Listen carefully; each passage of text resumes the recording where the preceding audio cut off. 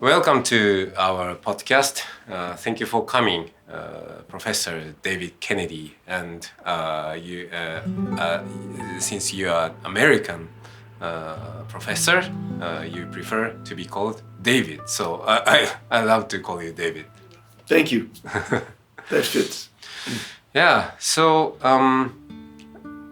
before starting this podcast, we visited temples yesterday and today in Japan. So how are you feeling now? Good. Good? It was very interesting to see the beauty that's associated with religious tradition. And we also walked through the cemeteries. Yeah, meeting with dead people, our ancestors. And one of the theme in this podcast is remembering our connection to our ancestors and asking this question: how can we become good ancestors for the future generation? So let's start with your memory with your ancestors. So when it comes to ancestors, who comes first in your mind? So I use ancestors in a broader meaning. So it's not just your direct blood relationship, but it could be anyone. Thank you. And thank you for taking the time to involve me in the podcast. I'm looking forward to the conversation. I think, well, I never really considered ancestors as a category. But I think if I thought more broadly, who were the people that were formative or influencing for me, certainly family and blood relations would be where I would start. I was very fortunate to have wonderful, loving parents and a particularly attentive and involved grandmother who was a very important influence. I don't really know what she thought about anything, but I often imagine what she thought about something. And then, interestingly, I had one grandfather whom I never met. He died about 2 months before I was born. Oh. But people in the family talked about him. And they talked about him in a very, intriguing to a young boy way. So he was supposed to be iconoclastic and artistic and intellectual, which were all things that other people in the family claimed not to be. And that made him very attractive and very interesting.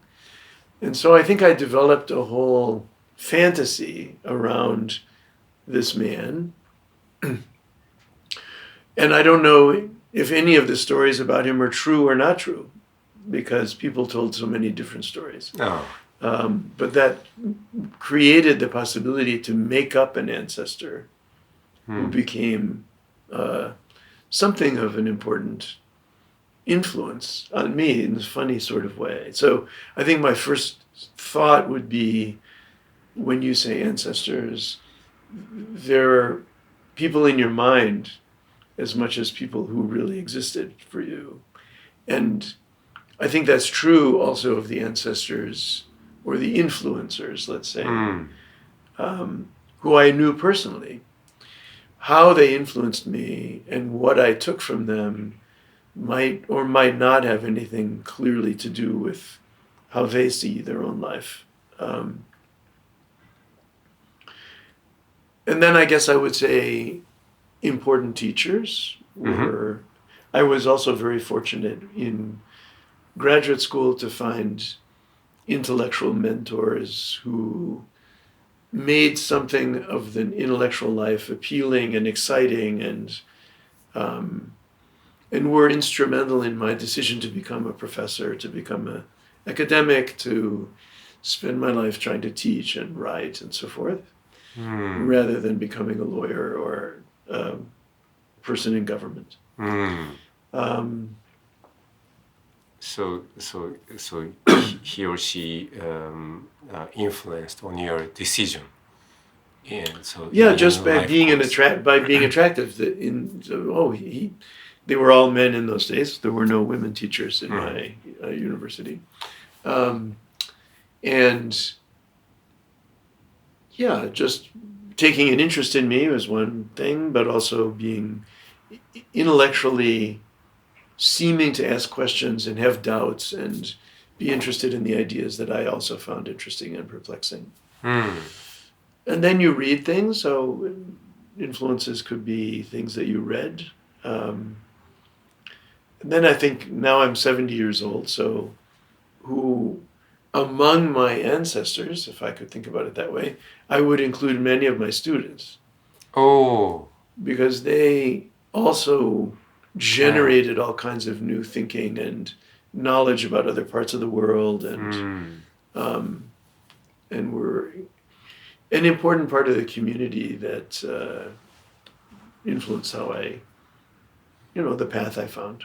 Yeah. So in that sense, so if you include your students as an ancestor who made an influence on you, you have so many living ancestors. Yes. I mean, not every student. Yeah. Some. So on the way, you also mentioned the person in your community, in your hometown. The religious person was also a. For sure. So I grew up in a small religiously oriented suburban American household, and I think for my parents and for the family, the church was an important social and an intellectual place, and there was the minister of the church when I was a child was maybe the only real intellectual that I encountered as a boy. Much more thoughtful, searching about the world than any of the teachers in school. Which I suppose is right, because the teachers in school were teaching math and science and history, and this man was interested generally in ideas and used his position in the community to introduce us to many different philosophical traditions, and I also found him an attractive person. So he seemed a bit authoritarian, but that was okay because I was a child, so I don't know if I would have liked him as an adult, but I liked him as a child. So what he taught you was not religion itself. What is the content of the Bible or sort of things. Well, I think all that was around in the atmosphere for sure, but no, he was a person who would use aspects of the Bible as a springboard to talk about problems of life and to introduce his community to ideas that were coming into discussion in the larger culture at that time. So ranging from philosophical ideas of important thinkers to feminism appears, and then he tries to make sense of it for the community, things like that. Oh, so so you had many different types of ancestors who made an influence on you, and I love to hear about the ancestors. So how you deal with ancestors in your field, law. Is there any recognition on ancestors in the field of law? For sure. So, so I think I'm more or less known in the field to the extent anybody knows who I am as a critic of the field, as a person who's skeptical about the received tradition. So my first approach to ancestors has been to try to kill them. So I have always had a very skeptical approach to the main figures in my professional area of expertise, to try to understand how so many smart, humanistic, liberal people create and reproduce a world that's so unjust. All right. So that occurred to me already when I was a child. So this was during the Vietnam War, when the best and the brightest and the smartest were supposedly in power. And you could see it was a society with great racial injustice, conducting a war that I thought was a moral disaster. And so the question how a leading figure who seemed very tolerant and open and to have plausible ideas could be either not noticing or contributing or both to that kind of world was something I was interested in. So I guess my first relationship to ancestors of that type was hostile. Now then, of course, you find people who share that animus and who you can learn from how to be thoughtful and effective in bringing to light those difficulties. Not to repeat the same failure, in a sense. Well, hopefully. Yeah. I mean, failures often get repeated, but... Yeah. So, yeah, I think one of the implication in thinking of how we can become good ancestor is we can learn many things from the failures, even than successes, which our ancestors has made. For sure, yeah. I mean, I'm not sure how that helps us be good ancestors, but I've always thought a main thing to understand about the human tradition is what's gone wrong. There are enough people trying to figure out what went right. And so there's a kind of project in trying to identify the difficulties. And I guess in my scholarly work and teaching career, I've been attracted to people who share that opening critical sensibility or style, who themselves have had an experience of the limitations of the situation and want to try to develop tools to unravel it more effectively. So those are the people I've been most interested to teach, and for whom maybe I've been a good teacher or influence or, ancestor, if that's the word you like. But I think another part of being a good teacher is getting out of the way. So at a certain moment, you have to say, it's not about me developing a legacy to carry on. It's about opening some doors and then seeing where people go. All right. So, so I asked this question: how can we become good ancestor for the future generation? To many different type of leaders, and one of the answer I was really impressed by was this answer from Audrey Tan, the former digital minister in Taiwan. she answered like this, leaving more options for the future generations.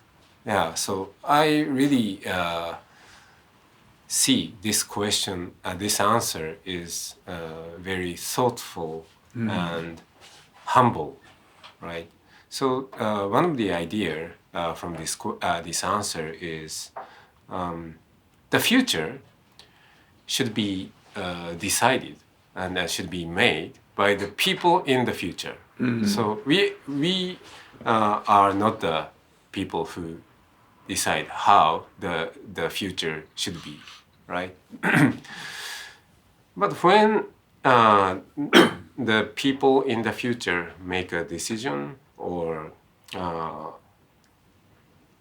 make a choice, it should be better to have more options to choose, right? So I thought this is very thoughtful and humble. Do you agree or? Yeah, well, I have a critical impulse, so Yeah. yes and no. So yes, that sounds humble and open, and of course that's right. But I have two instinctive thoughts. One is it's not that open to them. So we also are leaving down tracks which will constrain the options. Yeah. So unconsciously?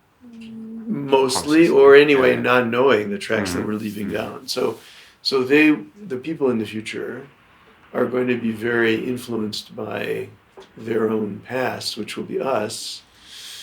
And I worry that your interlocutor was absolving herself of responsibility for that by saying, "Oh, it doesn't matter what I do because I am going to be dead," and they have then an open script. But when she's dead, they don't have an open script. They have to have. They're sitting on the pile of whatever she and her colleagues have left behind. So, and not all the options are ones I would like to have available. So there's also a kind of, I hope we make it less likely that people will find it easy to be creating and reproducing injustice as I see it. So, of course, I might be wrong about it, but I'd want to think that I made it less likely that, for example, my country would engage in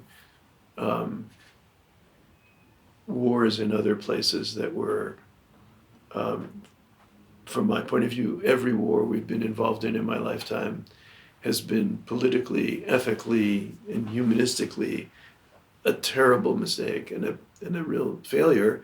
I hope we don't leave those options as open. I'd like to make it less likely. Less likely, yeah. So I guess on balance, I disagree with your earlier podcaster. But of course, we have to also get out of the way. They have to do what they're going to do. Yeah. Sure.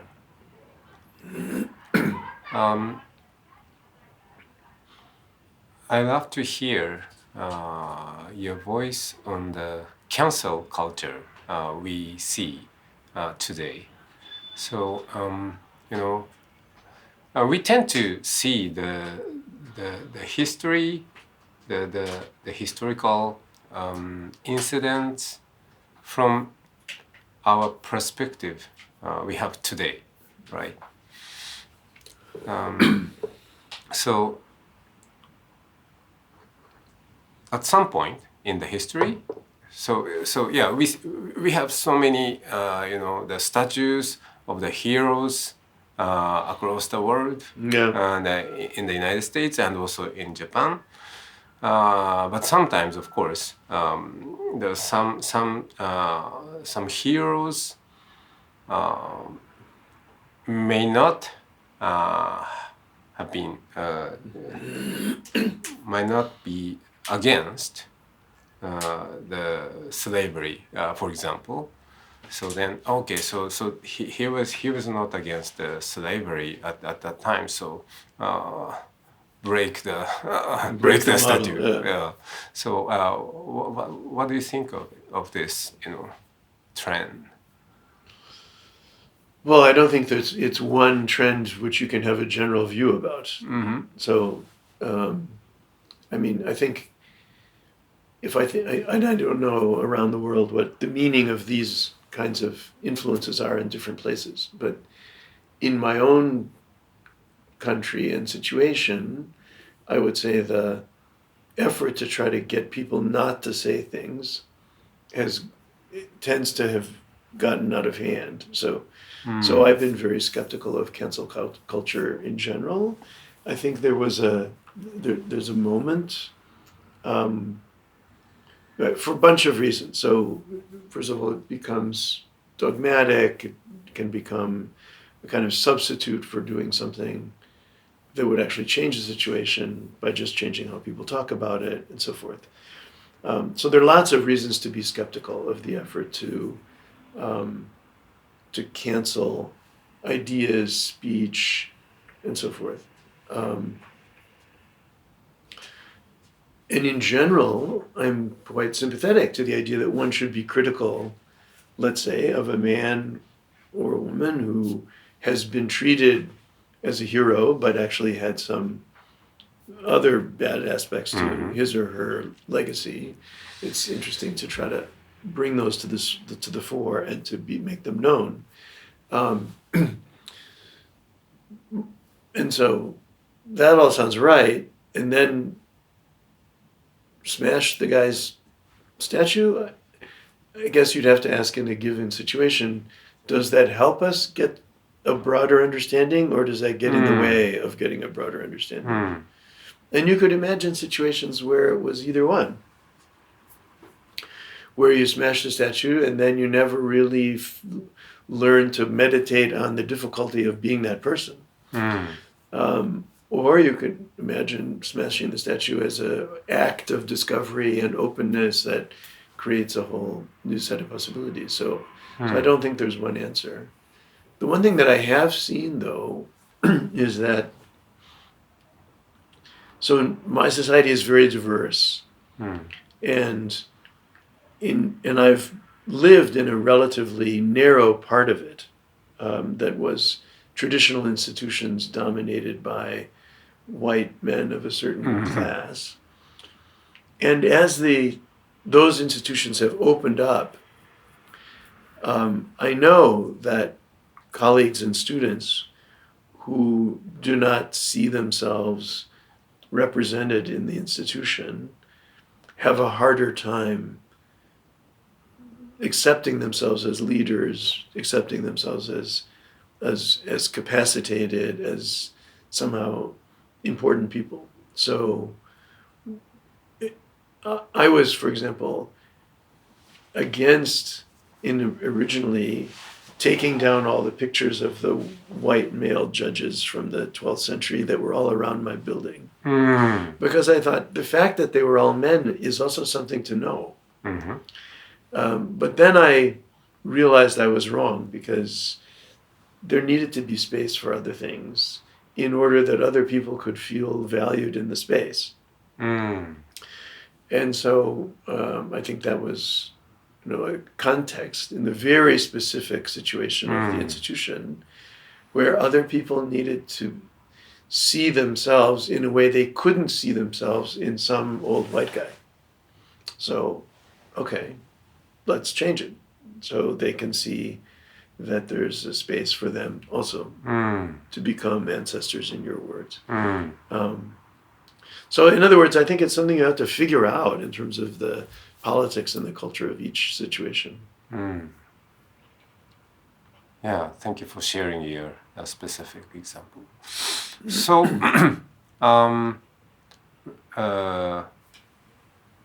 we are in a temple in Japan today, and so in the building next to the cemetery, right?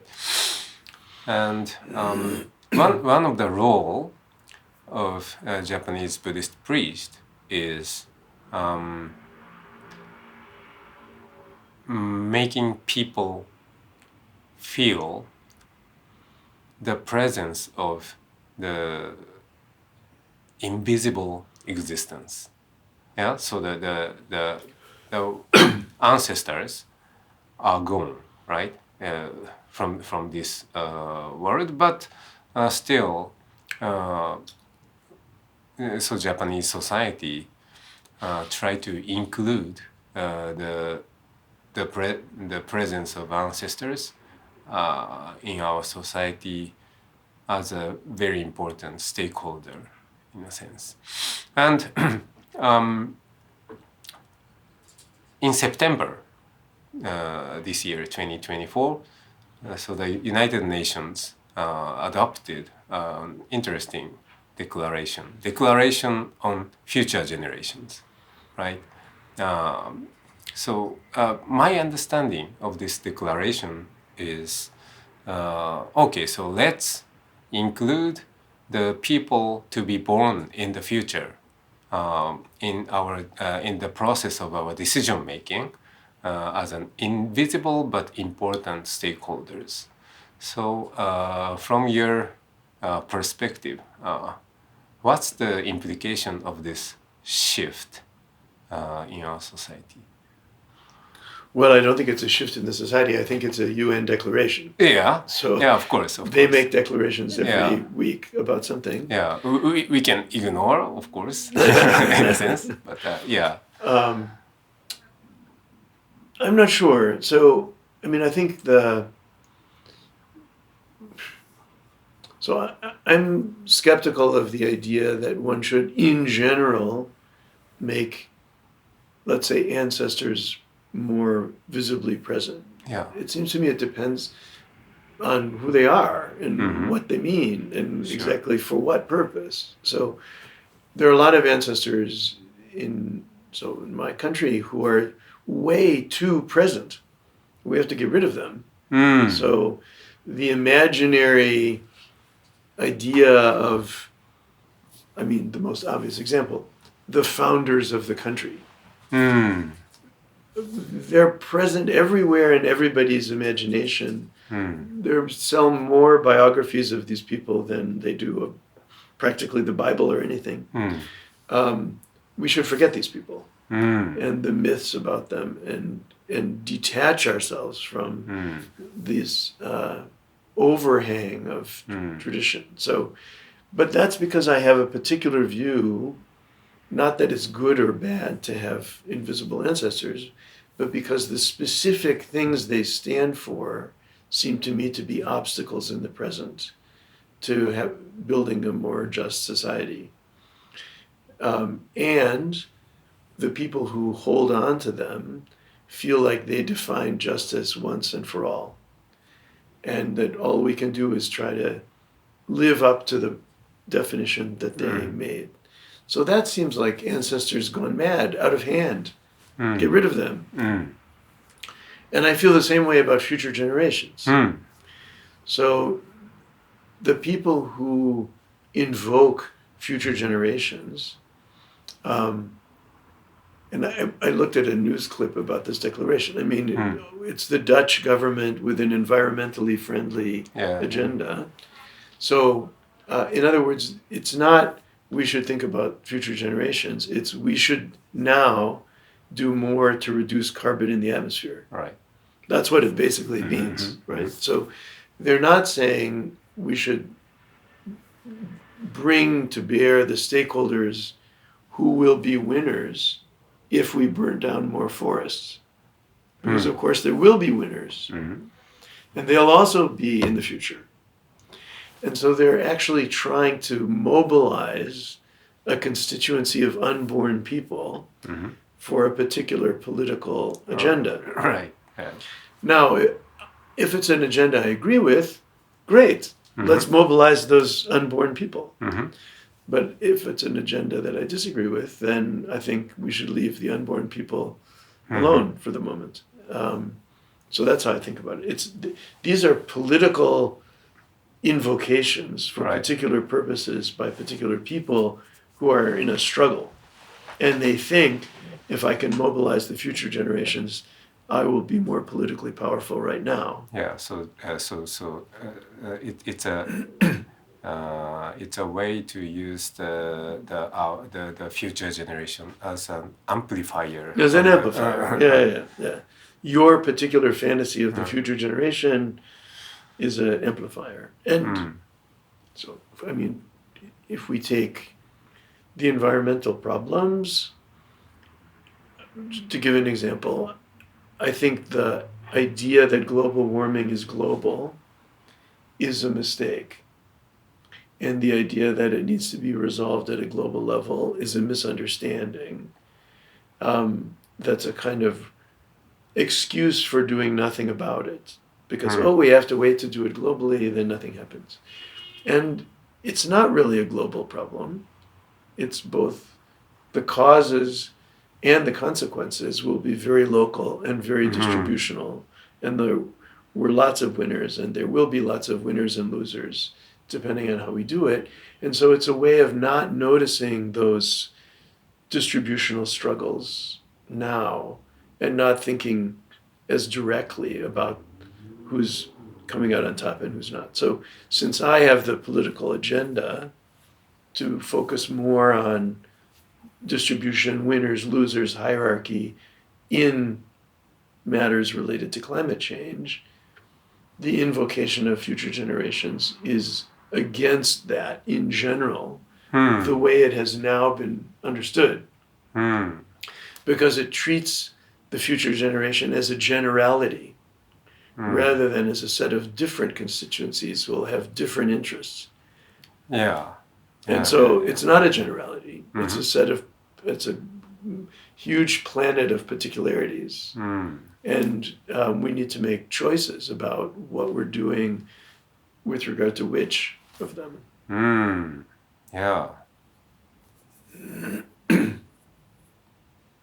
Your message really make me think of many, things. Thank you for sharing. All right. So at last, I love to listen to your own personal voice from your own perspective about how you can become good ancestor for the future, for your specific future generation in your mind, not by leaving something, but by stopping something. Not by stopping something.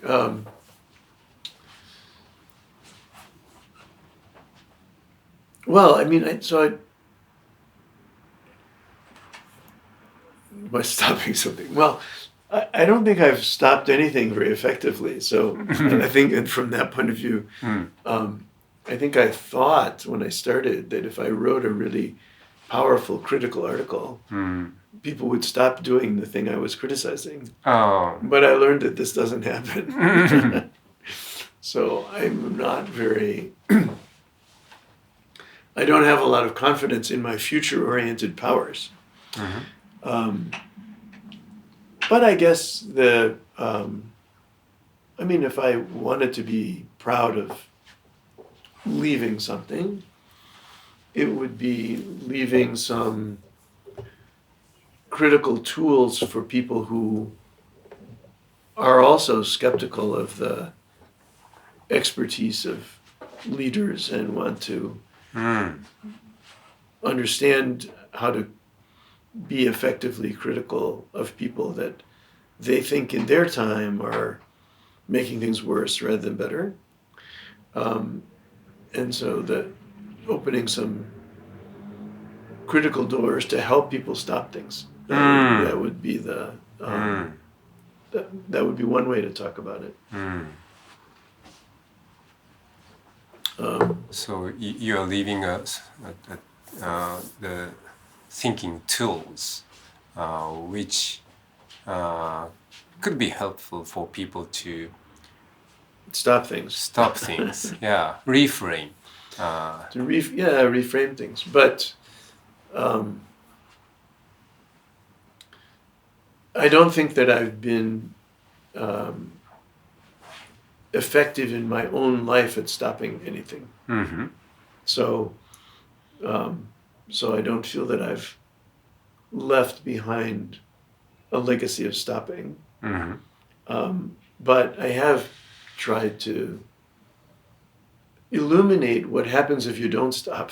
I see. And how it is that people don't stop. Mm. So even though they know something is having a bad result, they don't stop. Yeah. And how does that? People, of course, investigate that psychologically, sociologically, historically, and I've tried to investigate it in the professional knowledge practices of the elites. How is it that elites can see what's going wrong and do nothing? How is it they don't stop? And it's not easy to figure that out. It's not easy to figure out how even their practices of stopping are about continuing. So you're illuminating what we are in most cases unconsciously succeeding the things and frames from our ancestors, in a sense, and raising awareness. Something like that. I mean, so, in a very specific way. So people think the law about warfare is about limiting and ending warfare. It's about stopping warfare. But it's important to try to illuminate that it's not really about that. It's mostly about conducting warfare. Right. So that's a classic example where an elite practice that presents itself as being helpful to stopping something and gets the good energy of many people who want to stop it to become committed to it, nevertheless turns out to be a vehicle for continuing it. Right. Yeah. So, one thing to try to do is show when that happens, how does that happen? Yeah. So the intention, original intention is good, but eventually it turned out that so it's sometimes just institutionalize and the stabilize the problem itself. Something like that, right? So people, if you ask people who have knowledge about legal matters, you say, what is international environmental law about? And they would say, it's about protecting the environment. And it has this treaty and that treaty, da-da-da. You could have a whole book about international environmental law, and everything in it would be about protecting the environment. Wow, how come the environment doesn't get protected? It turns out there's another whole law that's about destroying the environment. And everybody who destroys the environment is not doing something illegal, they're doing something legal. And most of law is on that side. And so there's a way in which that's not seen. The continuity is not seen under the project of stopping. And it's very parallel with war in some way. So you can't do a war without a lot of legal machinery. Yeah. So I think that's been a focal point for my own effort is to say all the energy people put into these stopping projects somehow is itself often getting in the way of stopping.